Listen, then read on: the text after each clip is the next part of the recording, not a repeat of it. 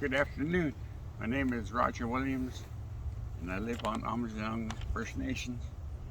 And I'm 75 years old now, considered a senior in the community, and I try to do things right, like take care of the stuff that has to be done, like seniors role. You got to do that, You got to have respect for all these trees, life, your brothers and sisters. You gotta have respect, and love all people, no matter what color they are. Okay, I want to talk about is something we always used in life ever since our fathers and grandfathers used years ago. We use this birch tree here, right here, and you can always tell a birch tree by its white bark. When it grows really well out in the sun, this bark is white. This one here is just kind of rough looking, but it's still a birch tree. And there's different times you harvest this to make different items. Like there's two different grades of birch. Like it depends when you harvest it. Like in the summertime, like you find a nice straight tree, not the small one, like a big tree, birch.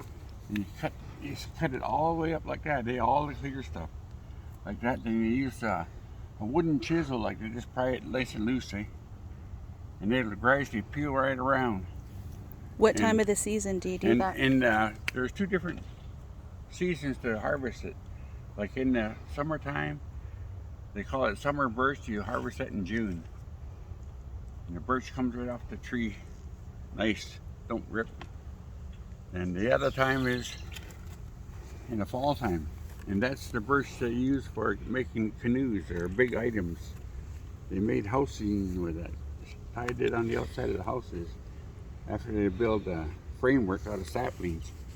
But this here is the heavy birch. See how heavy that is? That's what they use for canoes. And they turned it inside out. They put the white side on the inside and the brown on the outside for different water repellents. Is it waterproof? Yes, it's waterproof. If you ever go for walking in the woods, you see a tree like this lying on the ground, the inside will be all rotten out, but the birch outside bark will still be good. It never rots. And our people use that, and that's what they made their canoes from, so it would be waterproof. And it is waterproof. It rains, this water just bounces right off this. What else can you make with the birch bark? And with the birch bark, there's different items we made. They made utensils, and they made. Do you want to show these? Yeah. I'll take that. This here is a replica of the big canoe, but that's what they look like when they're done. They put the whalers on there. These are whalers. That's it sewn all together. And they usually have it flat, and they weigh that down, inside. Ever how wide you want the canoe like this. They weigh it all down with flat stone, And then they bring up the sides. Sometimes you see canoes they have a thing in here like this, up here. That's where they sew it all together, They just stitch it down here and over to here. And after a while they seal it up with sap from the spruce tree. They boil it up and they mix it with, I forget what it is. Okay, what they mix that pitch with is fat from the animal, bear fat or raccoon, all different kinds of fat. And that gives it the pliable mixture. So any seams, like it looks like there was a patch there, but probably hit a rock or something. They were on the big canoe, it ripped or something. They sew that together, and they tar it.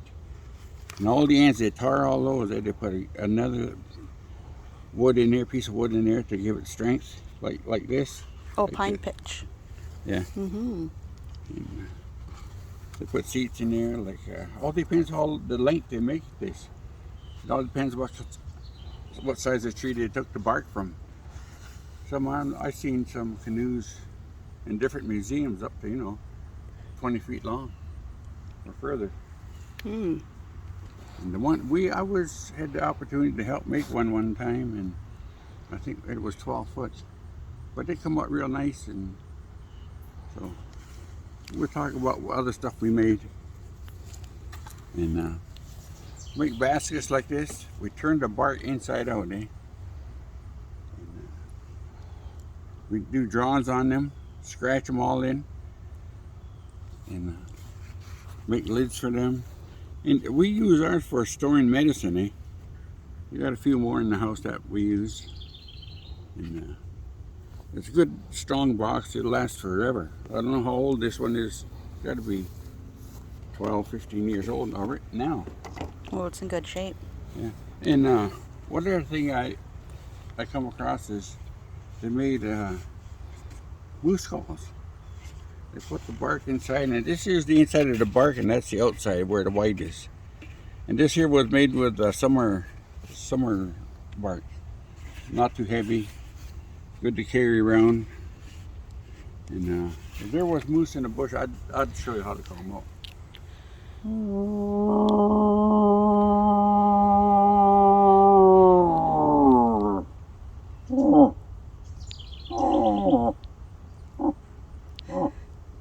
That's awesome. So that's how you call a moose.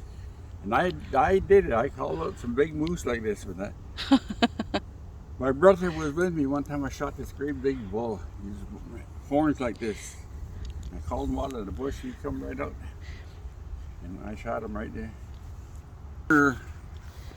Summer harvest of it's light color. It's not really thick. See how thin that is compared to that big thick.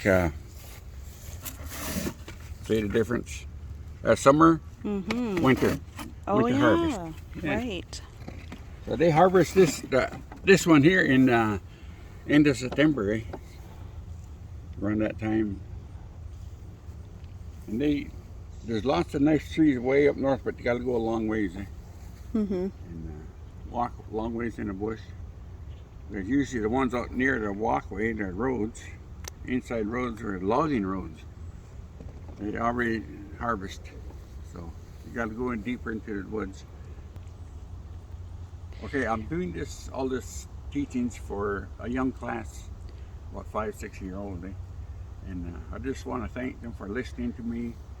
And any other questions they have about birch bark, I'd be happy to answer. And so it's a way of life we had years ago, and I'm still trying to keep it alive today. That's why I harvest. Oh, big bee.